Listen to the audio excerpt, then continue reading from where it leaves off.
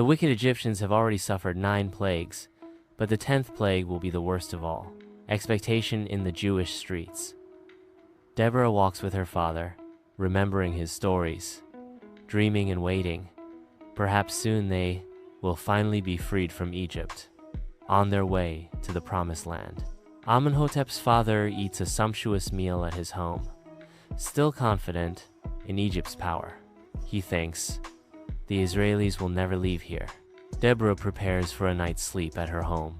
She asks her father to tell her again the stories of the promise of the land of Canaan, Israel. God promised the land of Canaan to our ancestors, and we will leave here. From Egypt, I promise you. We won't be living in this house in this country for much longer. Soon we will be free. Deborah wonders to herself if this is even possible. But then she remembers the rabbinic authority that God gave to the Egyptians, and she is certain God can also get us out of here, against all odds. Deborah's family waits, hopes, prays, with strong faith in God that he would bring them out of Egypt. And then it happened. At midnight, suddenly, a severe plague descended on Egypt. Amenhotep's eldest brother died, and so did all the firstborn sons of Egypt. The Egyptians screamed in terror and fear. Fear seized Amenhotep's father. The house of Deborah and her family was empty. They joined another family to eat the Passover sacrifice. They knew and believed that tonight they were going to be finally freed. Deborah looked at the immense wonder and was amazed.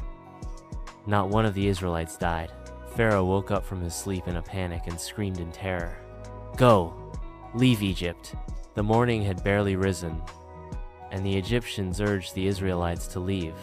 And in the Jewish streets, it is almost impossible to believe the wonderful news. After decades and centuries of slavery, we leave closed Egypt. Pharaoh surrenders. Deborah smiles, laughs, finds it hard to believe. It's happening, and it's hilarious. The Israelites go out into the desert, not knowing the way, but remember God's wonders. Follow him. They march, seeking Torah, the Promised Land. Amenhotep looks at this immense wonder and finds it hard to believe. A people of 600,000 people leave Egypt, and Pharaoh surrenders and confirms this. And he understands again, the God of Israel is the God. Plague of screens. Again this year? Kids glued to the screen all day? Let's flip the script. Turn the screen into a tool for creativity with the power of AI.